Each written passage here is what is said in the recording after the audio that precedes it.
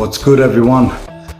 Just got done with workout number 2, and I was thinking about the different concepts of self-respect and how I personally think self-respect is something that is earned, even though throughout society a lot of us like to think that we are entitled to our own self-respect.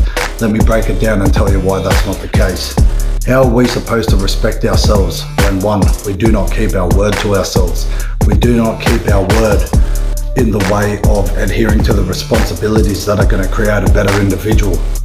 2, how are we going to earn that self-respect when we choose to partake in destructive behaviors, in instant gratification and simple pleasures?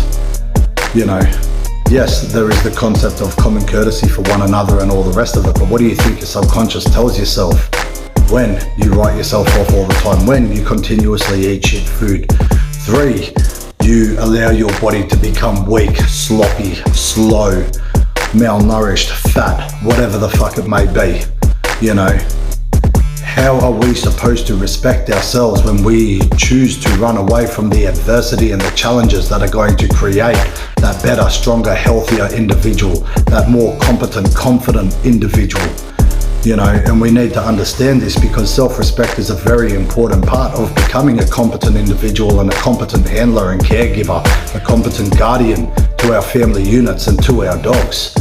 If we're supposed to give clear guidance, direction and leadership to our family units and to our dogs, we need to learn this true concept of self-respect and how we need to be able to adhere to the responsibilities behind this so that we can follow through with these different actions.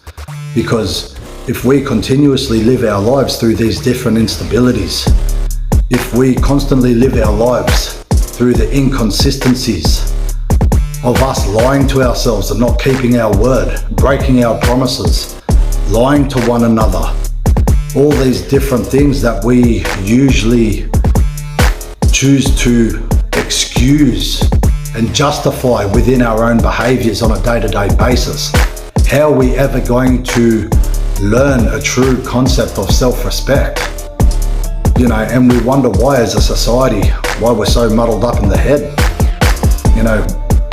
When we look at another individual and we go, this is someone that I admire, this is someone that I have respect for, this is someone that I will gladly give the time of day to. Is this individual someone that lets others down? Is this individual someone that lets themselves down? Is this individual someone that is sloppy, that allows their bodies to become weak, frail and unhealthy? Is this an individual that has poor time management and that lives their life through procrastination and laziness? Of course not. This is an individual that keeps true to his word, that keeps true to his word to himself and others.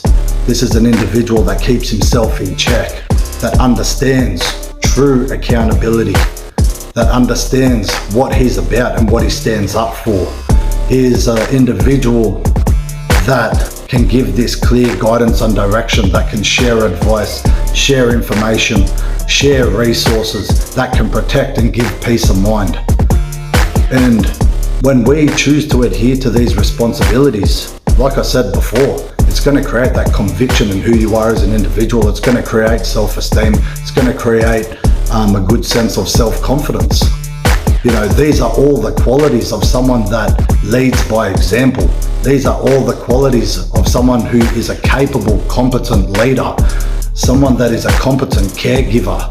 And this is why it's so important to understand it in a way of that concept of accountability, to understand it in a way of, for us to be able to adhere to these conscious decisions that we deem respectable within another person, and being able to apply that to ourselves so that we can gain and earn that self-respect.